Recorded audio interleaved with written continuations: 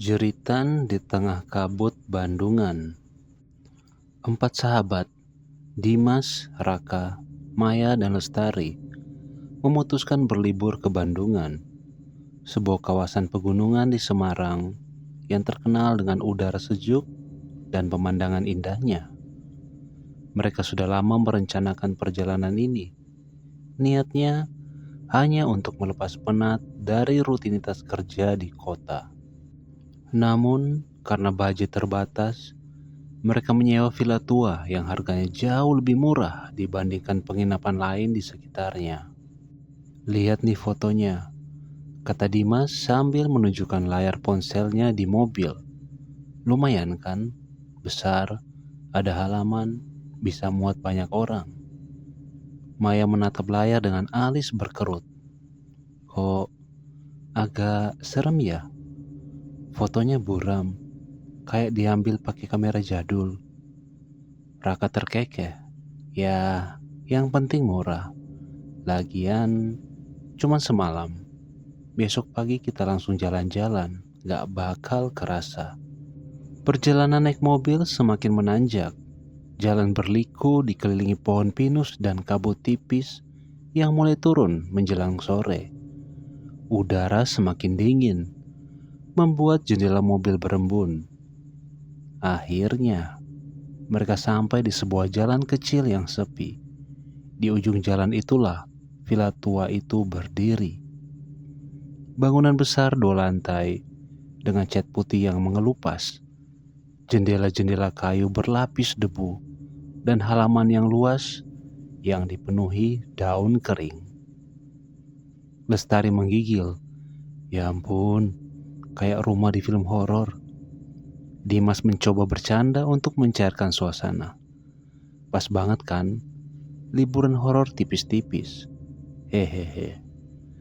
Namun jauh di dalam hati mereka, masing-masing merasakan keganjilan yang sulit dijelaskan. Seolah villa itu penuh dengan misteri.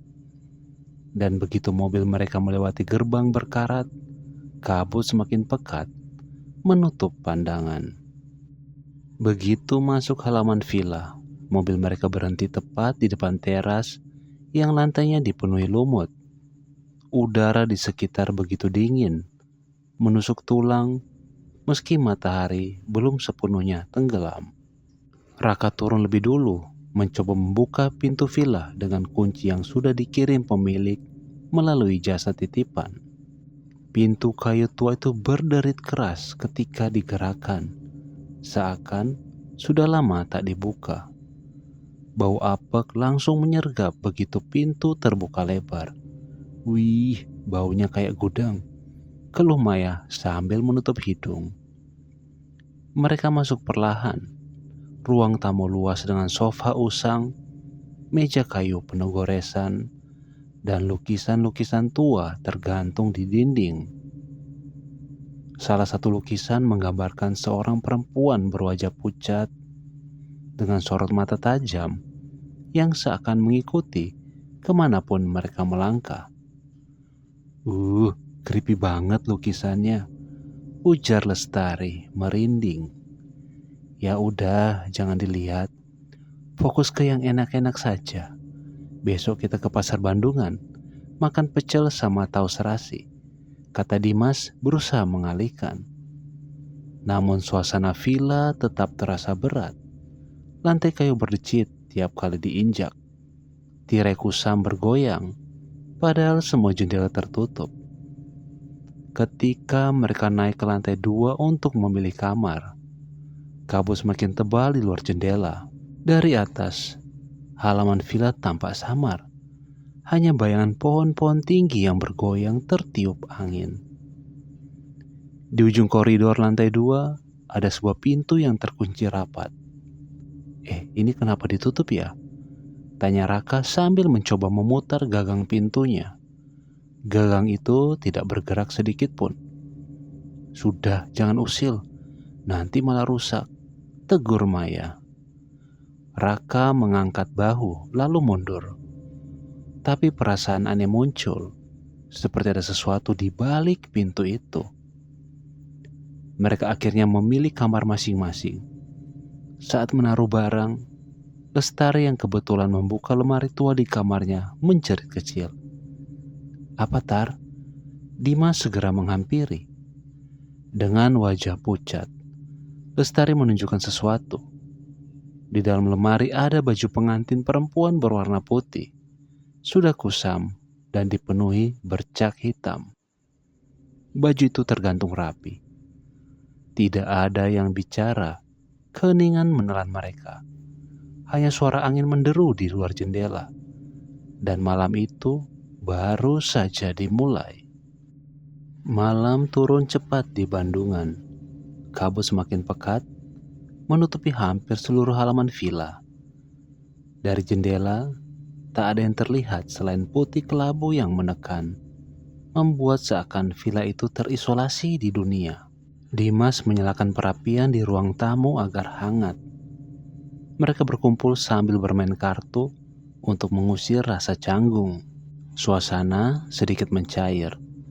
Meski sesekali pandangan mereka tertuju ke lukisan perempuan pucat yang tetap menatap dari dinding. Sekitar pukul 11 malam, Maya pamit naik ke kamar lebih dulu. "Aku ngantuk banget. Kalian jangan main sampai larut ya."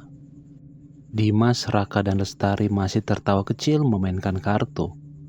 Namun beberapa menit kemudian, suara langkah kaki terdengar dari lantai 2, seperti seseorang berjalan perlahan di atas lantai kayu. Maya udah tidur ya?" tanya Raka sambil menoleh ke atas. "Iya, paling dia ke kamar mandi," jawab Dimas. Tapi Lestari merinding. Tapi suara langkahnya berat, kayak sepatu laki-laki. Mereka saling pandang. Suara langkah itu berhenti tepat di atas ruang tamu, lalu hening. Untuk mengusir rasa takut, mereka memutuskan ikut naik ke kamar. Begitu masuk, suasana lantai 2 terasa lebih dingin dari bawah. Pintu kamar Maya tertutup rapat. Lampunya mati. "Udah tidur dia," bisik Dimas. Mereka pun masuk ke kamar masing-masing. Namun malam itu tak ada yang benar-benar bisa tidur nyenyak. Sekitar pukul 2 dini hari Maya terbangun. Ia merasa kedinginan meski sudah berselimut tebal. Saat membuka mata, ia melihat lemari di pojok kamar terbuka sedikit. Padahal sebelum tidur tadi ia yakin lemari itu tertutup rapat. Perlahan, pintu lemari bergoyang lalu terbuka lebih lebar. Dari kegelapan dalam lemari, terlihat sosok perempuan memakai baju pengantin putih kusam. Wajahnya tertutup rambut panjang. Maya kaget, tubuhnya kaku, tak mampu menjerit. Sosok itu bergerak maju keluar lemari. Langkahnya menyeret, gaunnya robek dan berlumuran tanah. Maya menutup mata erat-erat sambil menangis. Ketika ia buka kembali, sosok itu sudah lenyap. Tapi di lantai dekat tempat tidurnya, ada jejak tanah basah berbentuk kaki yang menuju ke arah pintu. Di kamar lain, Lestari juga gelisah. Ia terbangun karena mendengar suara seseorang menangis di lorong depan kamarnya. Tangisan lirih perempuan, panjang menyayat hati. Dengan berani, ia membuka pintu sedikit untuk mengintip. Lorong gelap hanya diterangi cahaya bulan samar dari jendela. Dan di ujung lorong, tepat di depan pintu yang terkunci sore tadi, terlihat bayangan perempuan berdiri. Rambutnya panjang, wajahnya samar, baunya berguncang karena tangisan. Begitu Lestari menutup pintu cepat-cepat, tangisan itu langsung berhenti, digantikan oleh suara langkah mendekat, perlahan menuju pintunya. Lestari menahan napas, menempelkan telinga ke pintu, dan tiba-tiba pintu kamarnya digedor keras dari luar. Dia menjerit panik, berlari ke tempat tidur dan menutupi tubuh dengan selimut, gemetar sepanjang malam. Pagi hari, wajah mereka semua pucat. Maya bercerita tentang sosok pengantin, Lestari tentang tangisan dan pintu digedor. Dimas mencoba menenangkan. Mungkin cuma mimpi buruk. Udara dingin bisa bikin kita halusinasi. Tapi Raka justru terlihat serius. Enggak, aku juga dengar langkah kaki semalam. Kita harus tahu sebenarnya ada apa dengan villa ini. Keheningan menyelimuti mereka. Villa itu berdiri kokoh di tengah kabut, seakan menyimpan rahasia yang belum terkuak. Siang itu setelah sarapan seadanya, mereka sepakat mencari tahu tentang villa tersebut. Kabut agak menipis, sehingga mereka bisa berjalan ke warung kecil di pinggir jalan untuk membeli makanan sekaligus bertanya. Pemilik warung, seorang bapak tua bernama Pak Sastro, awalnya enggan bicara. Namun setelah Dimas menyebutkan lokasi villa, wajah Pak Sastro langsung berubah pucat. "Kalian semalam tidur di sana?" Tanyanya dengan suara bergetar. "Iya Pak, kenapa emangnya?" sahut Raka. Pak Sastro menatap mereka lama, lalu menghela napas berat. "Itu bukan villa biasa. Itu bekas rumah keluarga kaya di tahun 80-an. Anaknya menikah dengan gadis desa, tapi pernikahan itu berakhir tragis. 3 malam setelah itu, villa itu dibobol perampok. Istrinya ditemukan tergantung di langit-langit. Suaminya bersimbah darah di halaman belakang villa." Maya menelan ludah. Ingatannya langsung melayang ke sosok perempuan bergaun pengantin yang dilihat semalam. "Sejak itu," lanjut Pak Sastro, "rumah itu kosong. Banyak yang mencoba mengubah jadi villa sewaan, tapi tak ada yang betah. Orang-orang sering juga mendengar tangisan, melihat bayangan perempuan di jendela atau pintu terkunci sendiri. Ada juga yang bilang pernah melihat gaun pengantin berdarah tergantung di kamar." Lestari gemetar. "Pak, berarti apa yang kami lihat semalam benar?" Pak Sastro hanya menatap mereka dengan iba. "Kalian harus pergi. Jangan menginap di sana lagi." Mereka pulang ke villa dengan pikiran kacau.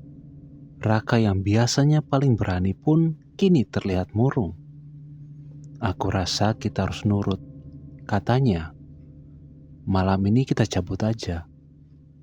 Namun hujan deras turun sore itu, disertai kabut tebal yang menutup jalan. Mobil mereka bahkan tak bisa keluar halaman karena ban selip di tanah licin. "Terpaksa nunggu besok pagi," ucap Dimas pasrah. Malam kedua pun tiba dengan hawa lebih mencekam. Hujan deras mengetuk atap, kilat sesekali menyambar, menerangi villa tua itu. Sekitar tengah malam, listrik tiba-tiba padam. Ruangan gelap gulita. Mereka berkumpul di ruang tamu dengan cahaya lilin seadanya. Suara tangisan kembali terdengar, kali ini lebih jelas. Bukan hanya satu, melainkan seperti banyak orang yang meratap dari berbagai arah rumah. Lestari menutup telinga sambil menangis. "Aku gak kuat, kenapa mereka nangis semua?" Tiba-tiba pintu terkunci di lantai 2. Yang kemarin mereka lihat bergetar hebat dihantam dari dalam. Raka berdiri dengan wajah pucat. "Aku harus lihat apa yang ada di balik pintu itu. Kalau enggak, kita enggak bakal tenang." "Jangan, Rak," cegah Maya panik. Namun Raka sudah berlari ke atas dengan lilin di tangan. Dimas menyusul di belakangnya berusaha menghentikan. Begitu sampai di depan pintu terkunci, mereka terdiam. Dari celah bawah pintu terlihat noda merah mengalir perlahan, seperti darah segar. Raka menelan ludah, lalu mencoba menendang pintu sekali, 2 kali, dan akhirnya pintu terbuka lebar dengan suara retakan keras. Cahaya lilin menyorot ke dalam ruangan. Dan di sanalah, tergantung di langit-langit dengan tali kusut di lehernya, sosok perempuan bergaun pengantin putih berdarah. Matanya melotot, lidah terjulur, dan tubuhnya bergoyang perlahan mengikuti hembusan angin dingin. Maya dan Lestari yang menyusul ke atas langsung menjerit histeris. Lilin hampir terjatuh dari tangan mereka. Tapi lebih menyeramkan lagi, sosok itu tiba-tiba membuka matanya lebar-lebar, menatap lurus ke arah mereka. Suara serak keluar dari mulutnya. "Kalian akan tinggal di sini selamanya." Jeritan Maya dan Lestari menggema ke seluruh ruangan. Tubuh perempuan bergaun pengantin yang tergantung itu tiba-tiba berguncang hebat. Tali yang menjerat lehernya berdecit. Lalu, tali itu putus. Sosok itu jatuh menghantam lantai. Namun bukannya tergeletak, ia perlahan bangkit dengan gerakan kaku. Kepala miring ke samping, masih terjerat tali. Mata melotot penuh amarah. Raka terhuyung ke belakang, menjatuhkan lilin hingga padam. Kegelapan menelan mereka semua. Dalam gelap, terdengar suara langkah kaki menyeret gaun basah mendekat perlahan. Maya menangis histeris. Lestari berusaha bersembunyi di belakang Dimas, sementara Raka terdiam kaku. Kilatan petir dari luar jendela menyinari sekejap ruangan itu. Dalam kilatan singkat, mereka melihat bukan hanya satu sosok, ada banyak bayangan pengantin lain memenuhi ruangan.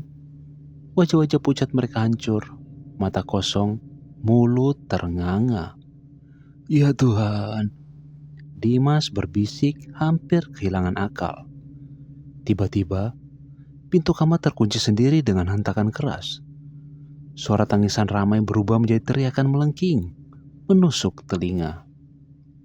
Maya menutup telinga, tapi suara itu menembus kepala. Lestari terjatuh, tubuhnya kejang-kejang.